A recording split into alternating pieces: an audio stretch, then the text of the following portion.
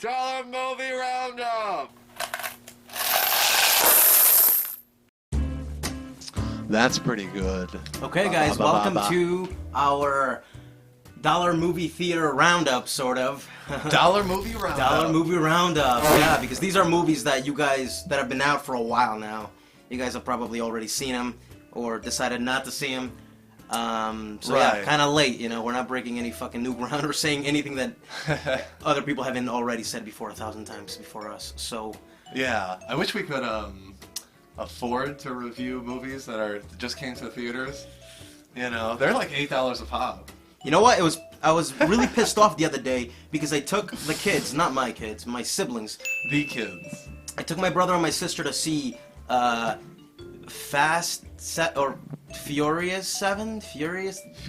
The Fast 7 or some shit? The Furious. The Furious, the Furious. The Furious 7. The fourth. The fourth sequel. It's the seventh one. Number 7, the Fast and the Furious. The Seventh Seal. The Fast and the Furious 7. We went to see that, and I keep going like this. 7. This many. And the reason I'm so frustrated, and I felt like a cunt about it at the time, but I noticed that there was some discoloration, and it was one of the main screens. It is the fucking first screen that you can walk to, you know, physically the closest screen from the entrance that you see. Yeah. And the actual screen was like fucked up. It was like there was some discoloration. There was some orange at the sides here. Yeah. And it was like green here.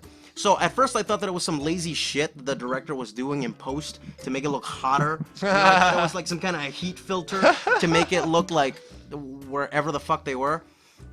And as the movie went on, I realized that no, it was the fucking screen was discolored, and so it's not. I felt like a snob being like, because the kids didn't even notice it, and I was like, going, I'm gonna go complain, man.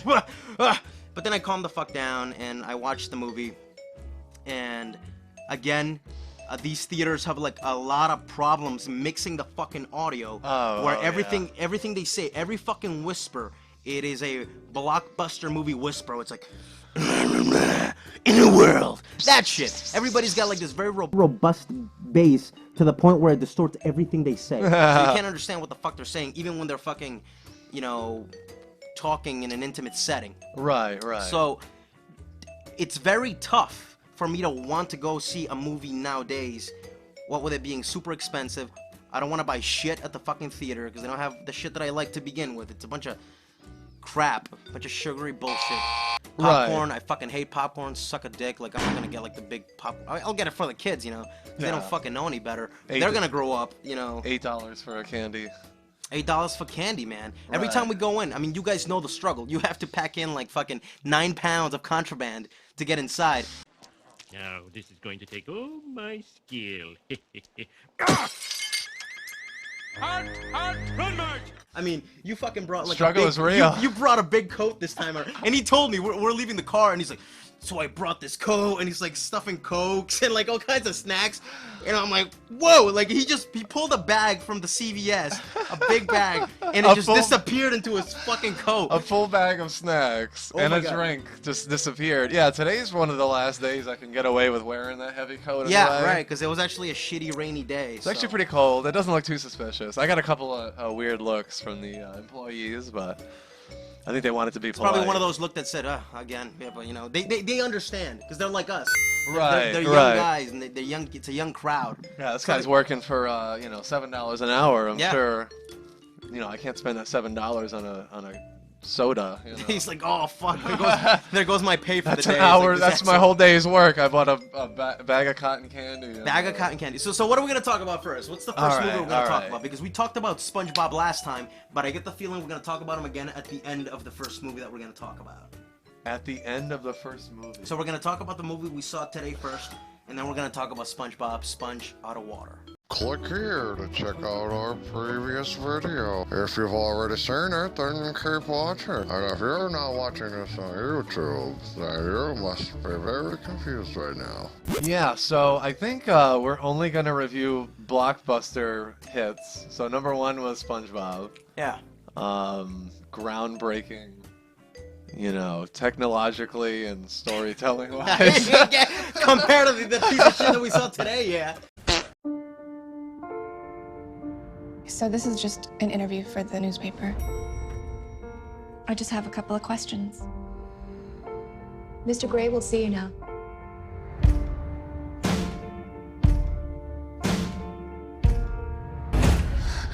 Say I did stay. What would happen? I know if I'm haunting you, you must be haunting me. Compared to what we saw today, the SpongeBob movie feels like a movie. Right. Where like right. it's like you can actually pick out the beats of the screenplay, and I'm not saying that's a good thing, but when the bar is set this low, you gotta go and be like, wow, at least, you know, SpongeBob has a functional screenplay, and you can follow it to where like, okay, you know, action scene, probably a song, you know, funny shit, action scene, bring it to a close. Right. At With least this one, and I'm not saying that like that makes it a good movie, yeah. or to have a barely functioning screenplay, but that's the standard that we're rolling with. SpongeBob had like a solid screenplay compared to 50 Shades of fucked up, 50 Shades of 50 Shades of bullshit. 50 Shades of Grey. 50 Shades of fucked up. It's actually in the movie. That was in the movie. Actually, yeah, somebody says that in the movie. 50 Shades of fucked up. That's not just shitty jokes on our part. Yeah, I thought that was one of the reviews for the movie. Yeah, it's like the movie is like the movie doesn't bullshit. The movie tells you straight up, 50 Shades of fucked up. But it's not. But what's the movie about? Like, to somebody who doesn't know what they're getting into, Yeah. somehow, I guess, because even I, who like I don't know shit about these books, and I don't really follow the story. Not until today did I look it up on Wikipedia, and I was like, who wrote this shit? Right. The only thing I know is what I saw from reviews. And my girlfriend went to see the movie several times. Oh Jesus, how many times did she see it? I think it was like 3 times. But she also likes to make fun of it, so I don't know what, you know, I'm not sure what the appeal is. I don't know if it's supposed to be this kind of guilty pleasure, but I know for a lot of people it is. Like for a lot of people that go to see it, it's enjoyable, but they also realize that it's crap and it's total schlock. You know, the same kind of concept Softcore with porn. Twilight. I mean, that's the pretty much the consensus with everybody. They're calling it a softcore porno. That's a big appeal, is the whole pornographic thing. Yeah, but who do you sell that to? I mean, we were pretty much raised by porno. Like our first born sexual... and raised born and raised by porno. So you can't really I mean, you can shock some American audiences, but the kids nowadays? Right, right. The movie tries to shock, or at least it tells you. It tells you at first, oh, you're going to be shocked by, or that you're going into this world that you have no idea. Yeah, about, this whole you know? seedy underbelly of the BDSM world, and having that all exposed to you. So there's a lot of build up, and certainly it seems like the movie. A lot of artificial build up. It is. Because you don't feel it. You're just going by what the characters tell you. No, you they know? just tell you. They just tell you straight out. They tell you, oh, I'm messed up. You can't handle this. It's like, you don't want this. You don't want me. You don't want me. I'm a broken man. And she's like, but that's what makes me want you more. You know? You should steer clear of me. I'm not the man for you. Why don't you let me in? I had a rough start in life. That's all you need to know. And he's like, nah, baby, this ain't for you. You don't want this, baby. There's a lot of things about me you don't know anything about. No. Things you wouldn't understand. Things you couldn't understand. Things you shouldn't understand. I don't understand. You don't want to get mixed up with a guy like me. I'm a loner. No. A rebel. But I want you. And she's like, and I want you. So sign this contract. The contract. The contract. All right, I think before we get into any real big details, or any spoilers or anything like that, we should just talk about. Because we're gonna get into spoilers. Maybe, what else can we spoil? I think there'll be maybe a segment in the video, and then we'll just say, okay, well from this point on, we can spoil anything. So basically, the whole story is just there's a guy, Christian Grey, and Who is a billionaire? he's a young 20-something 7-year-old. Billionaire, and he owns his own corporation. I guess it's supposed to be his. It's not supposed to be his mom's. They don't really go into detail. Yeah, I guess it's supposed to be his money. He's some kind of he's like this Renaissance man. He plays the piano. She goes, you play the piano, and he has his own. He's like, yes. He has his own grand piano in his apartment, his sweeping apartment. He's like, yes, I play piano, and she's like, and she says, of course you do, because like, because you're my dream. So yeah, this point in the movie was just they were just line for line, okay, hit for hit. Here's all the reasons why he's so perfect, and he does this and he does this. And he has the money, and he gives her a lot of the. And it's all portrayed like a fantasy, because this is not like a real relationship movie, and it's not really a movie about sex and sexual, sexual deviance or sexual maturity or sexual curiosity. It's played like a fantasy movie, where this guy sweeps her off her feet. This guy sweeps her off her feet. This guy sweeps her off her feet. This mysterious Grey character, this emotionally unavailable guy. Yeah. And he's always, tossing her in the helicopter, doing this, doing that, fixing her computer, being, I guess, I don't want to say overly controlling, because it's not played that way. The guy is always very cautious and respectful. You never get the feeling. Right. You never get the feeling that this guy's gonna cross a line. You never get the sense that maybe this is something that could be dangerous to her. Yeah, It always seems like he's the one at risk. Right. He's the one putting himself out there, because throughout the whole proceeding, you never see him lose it, or you never see him give himself to passion. So you're a control freak? I exercise control in all things. It must be really boring.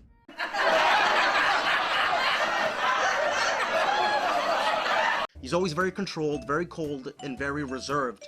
And she's the one doing, I guess, a lot of the emotional chasing. He's doing all the physical chasing. Right. But she's the one really asking all the questions, trying to get deep into him. Yeah, she keeps asking for more. She keeps wanting to kind of force him to open up, because, like you said, he's this quintessential winner. Cool. He reminds me of kind of like James Bond. Like, he's this billionaire, like very distant. You don't. But he's not like a male icon to where like we want to be him. Yeah, he's not the type of guy where we're like, damn, this guy's smooth. Or like, right. Fuck, do I want to be this guy? I think almost except for the money, almost no point during the movie did I want to be Christian Grey. Like, it would be nice to be a billionaire, but they don't show. I mean, they do some of the money porn kind of thing, like, oh, here's his helicopter, and they do this 360 angle, and here's all his car. There's a scene when they're coming down from his apartment, and they go in his building. They go in this like parking garage. Yep. It looks like a mall parking garage. Yeah, it's like a showroom. There's like the lighting and the cars, and she's like, yeah, which one's your car? Like, oh my god. Yeah, which one of these brand new Mercedes is your car? And guess what he says? And he says, all of them. Everyone is mine. All of them, baby. Whatever. And then he looks at her like. He gives her a fucking look. I thought it was a joke, but he gives her this look like, he goes, all of them. That's the one. He gives her this angled like, look at him. Yeah, he gives her this almost breaking the fourth wall, almost kind of wink at her. There was so many moments where I swear they knew it was a comedy, or that moment was supposed to be this comedic element. Yeah. So, it makes me wonder about other scenes. Like, what about some of the serious scenes that I thought were funny, but the movie played seriously? Like what? Like what? Did the creators, were they having a laugh at that too? Was that another joke? Like some of the really cheesy lines that were said, like a lot of them were in the beginning when they were introducing themselves. Yeah. There wasn't, after like an hour maybe, there was not a lot of comedic element. Like, there wasn't a real reason for somebody like me to watch it. You know what I'm saying? What about you? I'd like to know more about you. There's really not much to know about me. Look at me. I am. Aww. Yeah. There was a few lines that really caught me off guard. I was almost surprised that they didn't play him to be funny. They played him to be serious. Right. Like, like one of the earliest. Almost like the actors and the crew are they know exactly what the fuck they're making, and they're like, cut, cut. Shit, you want to go with that take? Yeah. Fuck it. So I don't know. I don't know how much was supposed to be an in joke, and how much was not. But one of the earliest scenes in the movie, they start doing the bondage thing, and he just asks her, are you ready? Are you sure you want to do this bondage thing? Yeah. Blah blah blah blah. And he just says, kind of like, let me introduce you to this shady world of bondage. Oh wait. Let's get into the spank, her baptism into it. That's what I want to talk about. Oh, that's where you go ahead. Go ahead. Yeah. Sorry. No, so it was the first introduction, and then he says just constantly, "Are you ready? Are you ready for this? You want to, And then finally they start doing it. So first they do it a couple times, just vanilla. There's no BDSM or anything like that. Oh yeah, they actually. He says that. He says, I don't make love. I don't do romance. I fuck. Yeah, he said, hard. I don't make love. I fuck hard. And he said hard. hard. He said This is in the hard, movie. too. This is in the movie. He says I fuck I do. hard. No, he said, And she's I like, just fuck hard. She's like, there's a lot of close-ups of her biting her lower lip. It's actually in the beginning. It is in the opening scene. She's looking in the mirror, putting on her clothes. She's going out for the day, and she's sexually frustrated, I guess, because she looks in the mirror and she's like, And she goes like this. She goes.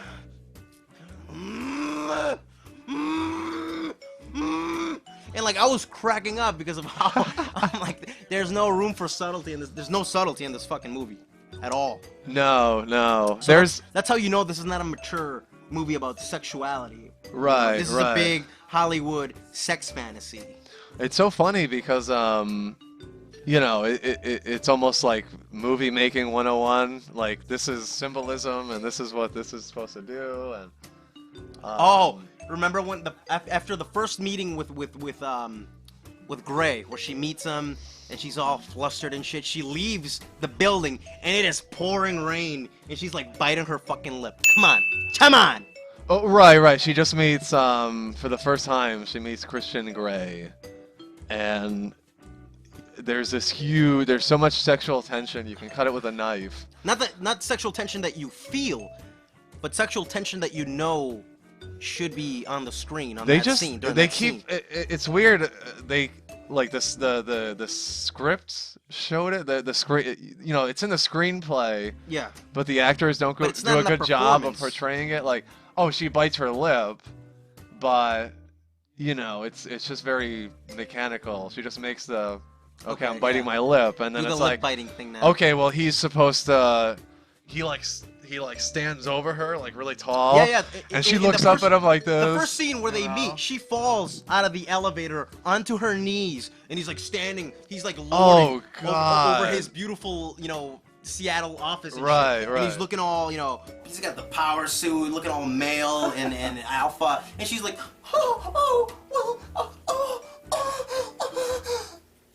So yeah.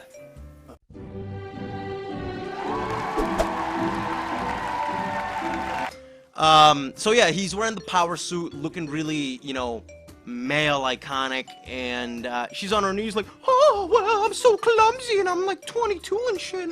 I'm in college. I'm so young. Oh, right. I'm so inexperienced. And he's young. And he's all like, ugh, yeah, I'm gonna lead this whole proceeding. He's very, in control.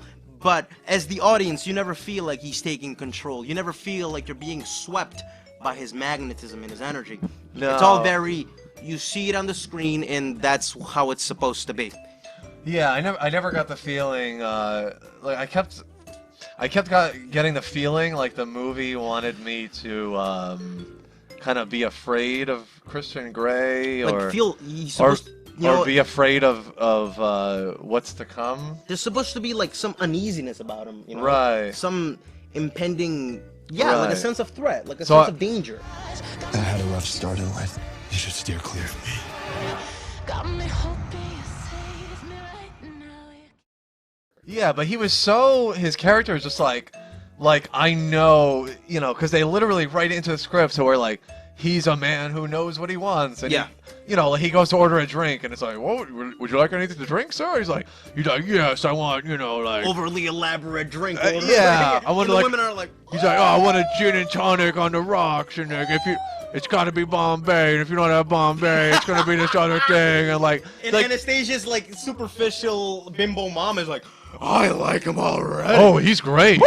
He's a billionaire, and he wears a suit everywhere he And goes. he has expensive tastes in drink. Oh my god, never have I met a billionaire who's got expensive Right, tastes in drink. and it's not even like too expensive. It's just like I very don't fucking know 'cause I've specific. never had, yeah, it's just very. He So it's knows another- exactly what It's he another wants. kind of James Bond. They're like, shake it, not stir. Right, You yeah. know, like. Except in the new James Bond, he's like, "Would that be shaken or stirred?" And he's like, "Does it look like I give a damn?" they totally, you know, flip They it turn around. that on this head. Yeah. We didn't really get into this, but like the main story. It's just the girl's name is Anastasia Steele. And the way she says it, like, makes you cringe. Because the name itself, I used to think it was Anastasia Steele, so it flows right off. But it's Anastasia. Anastasia. Anastasia No, it's white. Steele. Yeah, it's a white It's American Americanized, version. yeah. Anastasia Steele. Anastasia. And people say that sounds like a porn star name. Yeah, it kinda sounds like does. a porn star Anastasia name. Blue, Anastasia you know, Steele? Anastasia Steele. Like if I went on like RedTube and there was like, oh, new actress is in the Anastasia market. Steele. Anastasia Steele. And I'd you be would go, like, yeah, typical porn star name. Typical. Typical Although, starlet. yeah, a last name Steele. That makes more sense for like a guy. Like a porn Rod. star. Yeah, a Rod. Like Antoine Steele. This guy's name is Rod Steele. Hey, you know what? I was wondering if there was gonna be like real nudity in the movie, and I don't mean like, you know, soft core nipples and like a little bit of butt. I was Yeah. hoping there was gonna be some bush, and like even like a half a rod or something. Yeah. It's for the ladies, like a half a rod or soming. Have you ever seen The Piano? A little bit for the ladies, with Harvey yeah. Keitel and Holly Hunter. No. Well, that movie I'm is slacking. the movie is about sexuality, like mature Mature story sexuality. and it's not about sex, but this sexuality is a strong component of the movie. And in that movie, they show Harvey Keitel's, you know, half a rod. Half a rod. Half a rod. They show half of his rod. But in this movie, they actually Which show half? like an eighth of a rod or The like half a to the quarter base. rod. No, I caught a Right. glimpse of Christian's bush. You could tell that the sex scenes were maybe longer because there was a part where like they just cut it. They were getting really hot and heavy. Yeah. And then they cut it to like Anastasia going, "That was nice. That was nice. Oh That was yeah. nice, Christian." Yeah, it Christian's, started. like, tortured and shit. Yeah, it started to pick up momentum during the sex scene, and Yeah, they were like- really focused. Like the camera was like making love to everybody's Yeah, body. it You was know. trying. Yeah. So that one scene, and it's super into the whole sex scene, and then cut in a second, and then it's And that later that evening. That could have worked if the scene was like really hot. If I was like, oh fuck, like on my chair going like, this movie's like, he's making me chub up. If that had been the case and then they cut it, then I would have been like, damn, I wish that had, you know, kept going. But instead I was thinking about like technical shit, like, oh man, I bet they snipped that shit out. Maybe like it would have gotten like the X rating, or maybe like the test audiences weren't happy, or like maybe too much cock and less fantasy. Yeah. Because there was no real sex in the movie. Not because- really. There was only It's revealed. what, 3 sex scenes? I mean, like real sex, like real like sneezing. Because it's revealed at some point that she's actually a virgin. Anastasia Steele, and this turns him on me even more because every All fucking right, let's guy. get into the spoilers. Every fucking spoilers. All right, spoilers. So Spoilers. she says she's a virgin. She's like, oh well. Spoilers. Spoilers. Yeah, you heard it. Spoilers. So, turns out that Anastasia is a virgin. She's True never story. done this before. She's like early 20s, still a virgin. This is very interesting because she's getting involved with somebody who's way more advanced than she is, to the point where like this guy has had like a sexual mentor / predator who's. Yeah. We'll get into that later.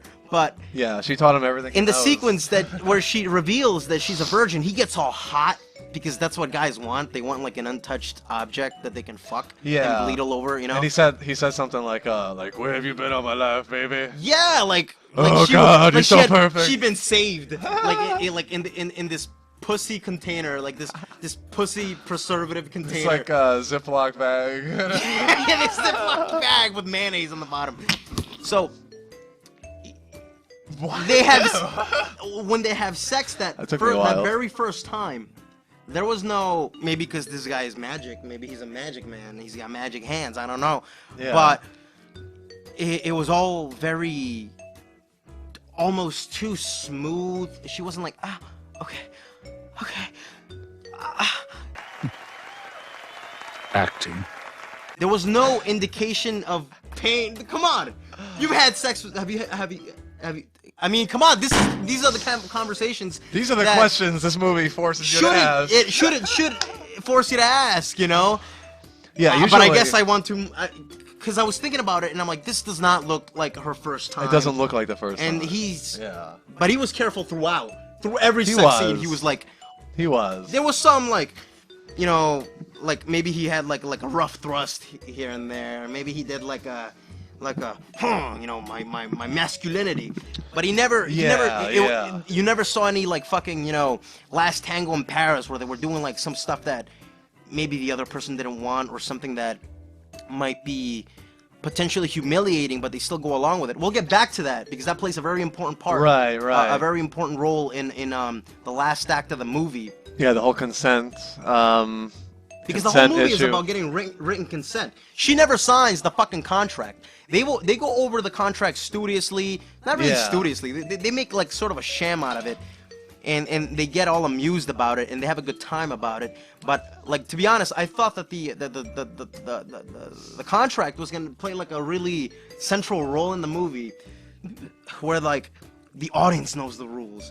And then you see them break the rules, or you see them do things outside of the contract. Like, oh man, now even Gray's breaking the fucking rules. Yeah. And like, there's this tension where you give a certain amount of information to the audience, and you carry this with you, and that adds deeper meaning to what you're seeing because the characters don't have that information. So there is absolutely no sophistication in storytelling when it comes to how the characters are feeling, what the characters are gonna do, because you don't get a sense from their performance. Everything changes based on what they say. Why are you trying to change me? I'm not. It's you that's changing me. I don't know if I can be with him the way he needs me to. Yeah, everything's, you know, in the script. So if they want you to feel a certain way, they'll just kind of tell you. It almost feels like they're bound by the script, like the material. It's like this movie does no justice to the material that it presents, or the material that it wants to use for its own ends. What do you mean? Maybe it does. I don't know. Maybe it does to some people. Maybe, you know, they're just working within the confines of the book that's already been written, and maybe the book I haven't read the book. Maybe the book makes equally no sense. But we haven't read the book. This movie's not for us. Fucking 20-something-year-old dudes. I'm not gonna watch the movie and read the book. You know, that's too much. Not even for you guys. Unless you guys request it. Unless you guys promise us, like, views, we'll fucking read that shit out loud for you guys and, like, laugh right along with the whole crowd, right? I'll do anything for money and views. For money. Think about it. Visit our channel, click like, subscribe, buy our new t-shirt coming next summer, and spend all of your expendable income on our Patreon account.